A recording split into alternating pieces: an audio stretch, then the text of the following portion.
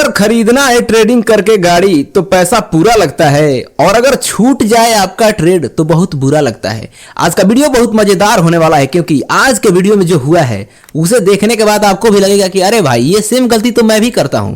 देखिए अभी मेरा स्क्रीन पर प्रॉफिट चल रहा है, लेकिन अभी प्रॉफिट चल रहा है, कुछ देर में लॉस दिखने वाला है। तो ये सारा चीज आज के वीडियो में हम समझेंगे। और मैंने आज 5:30 में उठकर अपना डिसिप्लिन के साथ ट्रेडिंग स्टार्ट कर दिया, और उसके बाद जो हुआ आपको देखने में काफी मजा आने वाला है। तो चलिए, ये मेरा पहला ट्रेड है जो कि मैंने अभी पंच कर दिया है, और ट्रेड को लिए 5-10 मिनट के आसपास हो चुका है। मैं 1 मिनट के टाइम फ्रेम पर ट्रेड करता हूं, वो भी स्कैल्पिंग। और यहां पर मेरा अगर आप ध्यान से देखेंगे तो जो एसएल है वो $1 है, यानी मेरा डेली एसएल लिमिट कितना रहता है $3 का एक ट्रेड में। लेकिन यहां पर तो मैंने $1 का एसएल रखा है। ऐसा क्यों? क्या मैंने अपना रिस्क एपेटाइट कम कर दिया है? तो नहीं भाई, मैं ट्रेड लेते लेते क्या हुआ कि मार्केट नीचे आ गया, और नीचे आ गया तो ये मेरे फेवर में हो गया। मैं ट्रेड पंच किया, वहां से मेरा एसएल जो आ रहा था $1 का आ रहा था। लेकिन अगर आप ध्यान से देखेंगे तो यहां पर मैंने अपना जो टारगेट है वो $10 लगाया हुआ है, यानी मैं टारगेट से छेड़छाड़ नहीं करता हूं। ऐसा नहीं है कि $1 का एसएल है तो मैं $3 पे टारगेट लगा दूंगा। नहीं तो भाई बहुत सारे लोग बोलेंगे कि भाई 1:3 तो यही हुआ, लेकिन मेरा जो एक्चुअल एसएल है वो कितना है? वो है $3। तो इसीलिए मैं टारगेट कितना लगाया? $9 से ज़्यादा। यानी कि जब अगर मार्केट को देना होगा तो भाई इसमें प्रॉफिट देगा ही, तो देगा तो भाई मैं $9 पूरा प्रॉफिट लूंगा। और अभी आप देख सकते हैं कि $3 के आसपास प्रॉफिट मेरा चल भी रहा है, बट इस प्रॉफिट को मैं बुक नहीं करने वाला हूँ। यहाँ तक कि ये जो मैं ट्रेड लिया हूँ इसमें एक्यूरेसी मेरा इस ट्रेड का 20% है। क्यों? क्योंकि अभी जब मैं आपको आगे दिखाऊंगा कि ट्रेड में जहां पर मैंने ट्रेड पंच किया है वहां पर एक रेजिस्टेंस है, और वो 1 मिनट पे काफी रिस्पेक्टेड रेजिस्टेंस है। यानी मार्केट जब वहां पर दोबारा भी गया था तो वहां से मार्केट नीचे फॉल किया था अच्छा खासा, तो फिर वहीं पर मार्केट ट्रेड कर रहा था, और मेरा फर्स्ट सेटअप ही उसी रेजिस्टेंस के पास बन गया। 2 तरीके के ट्रेडर होते हैं, एक ट्रेडर जो कि ये करेंगे कि भाई वो ट्रेड नहीं लेंगे क्योंकि उनको रेजिस्टेंस दिख गया। लेकिन मैं क्या हूं, जब मैं ये बैक टेस्ट सारी चीजें कर रहा था अपने स्ट्रेटजी को, तो मैं वहां पर कभी भी सपोर्ट एंड रेजिस्टेंस को नहीं देखा हूं। तो मैं ट्रेड लेते टाइम क्यों देखूं? क्या पता इस ट्रेड में प्रॉफिट आ जाए, तो मेरा तो फर्स्ट ट्रेड ही मिस हो जाएगा। तो सेम कहानी है, और इसी लॉजिक को मैं फॉलो करता हूं। आप जो भी स्ट्रेटजी को वर्क करते हैं, जिस भी स्ट्रेटजी पर ट्रेड लेते हैं, उस पर एकदम आपका 100% डिसिप्लिन होना चाहिए। ये नहीं कि हम स्ट्रेटजी बैक टेस्ट किए कुछ और जब ट्रेड करने चले तो उस समय हम देखने लगे कुछ और। यानी मान लीजिए सिंपल है कि कोई ईएमए पे ट्रेड करता है, मार्केट ईएमए पे क्रॉस ओवर कर दिया, लेकिन जैसे ही क्रॉस ओवर किया बाई साइड का ट्रेड लेना है और ऊपर रेजिस्टेंस है, अब वो क्या किया कि वो ट्रेड नहीं लिया, और ट्रेड उसके फेवर में काफ़ी ऊपर निकल गया। इसके बाद जो रिग्रेट होता है, अगर आप ट्रेडिंग करते होंगे तो आपको पता होगा कि ट्रेड छूटने का जो रिग्रेट है, जो मैंने शुरू में बोला वीडियो का, वो काफ़ी बुरा लगता है ट्रेड छूट जाए तो मेरा रूल है कि अगर ट्रेड मेरा छूट गया तो मैं उस दिन ट्रेडिंग बंद कर देता हूँ कि भाई अब जो मेरा टारगेट वाला ट्रेड छूट गया तो क्या पता मैं लगातार 2-3 ट्रेड करूँ, उसमें भी लॉस हो जाएगा। और यहाँ पर देखिए मार्केट, मैं क्या बोल रहा था कि मेरा जो स्ट्रेट की एक्यूरेसी है 2%, 20% के आसपास है, तो अभी यहाँ से भी प्रॉफिट हो सकता है, क्योंकि कोई नहीं बता सकता कि मार्केट किधर जाएगा अगले ही सेकंड में।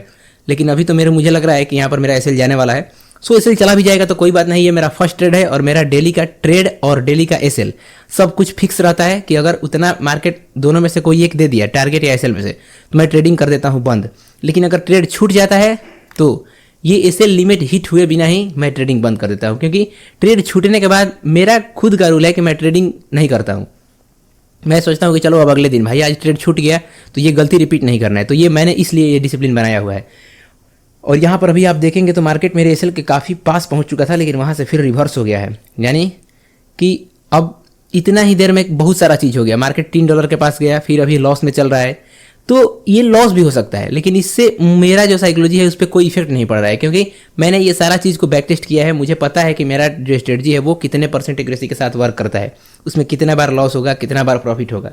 ठीक है, तो अगर आप बैक टेस्ट नहीं करेंगे, अगर आप अपने स्ट्रेटजी पर वर्क नहीं करेंगे, उसको देखेंगे नहीं, तो आपको कभी भी कॉन्फिडेंस नहीं आएगा। आप ट्रेड लेंगे और आपको बेचैनी होने लगेगा कि अरे भाई, आप जैसे ही ट्रेड लेंगे आपको लगेगा अरे अब निकलते हैं, निकलो भागो यहाँ से, पैसा लो, नहीं तो भाई मार्केट ये भी ले लेगा। नहीं, ऐसा नहीं होता है। होल्डिंग, पहले आप छोटे छोटे क्वांटिटी से सीखिए। और मैं यही बोलता हूँ, यहाँ पर देखिए एसएल चला गया, लेकिन मुझे क्या है, मुझे एक डिसिप्लिन बिल्ड करना है। और अभी यहाँ पर मेरा एक और सेटअप बन गया, वहीं पर मेरा सेम सेटअप उसी जगह पर फिर बन गया, तो मैं फिर यहाँ पर लिमिट ऑर्डर लगा दिया हूँ। और अगर आप ध्यान से देखेंगे तो जब मैं ये लिमिट ऑर्डर लगा रहा हूँ तो मैं जनरली लिमिट ऑर्डर नहीं लगाता हूँ, मैं मार्केट ऑर्डर पे ट्रेड करता हूँ। लेकिन अभी लिमिट ऑर्डर में क्यों लगा रहा हूँ, क्योंकि ये जो सेटअप मेरा बन रहा है वो रेजिस्टेंस के पास बन रहा है। तो मेरा एक रूल ये भी है कि जब अगर मार्केट के अगेंस्ट में कोई सिनारियो दिख रहा है तो उस समय मैं अपने आधा, जो मेरा एसएल का रूल है $3, उसको आधा कर देता हूँ। यानी मैं $1.5 का एसएल लूँगा और टारगेट $9 का। सेम इस ट्रेड भी मैंने किया है, सेम यहाँ पर भी मैंने वही चीज़ किया है। और आप देखेंगे कि यहाँ पर भी जो मेरा एसएल है वो $1 के आसपास, $1.5 के आसपास है, और टारगेट इसमें भी $10।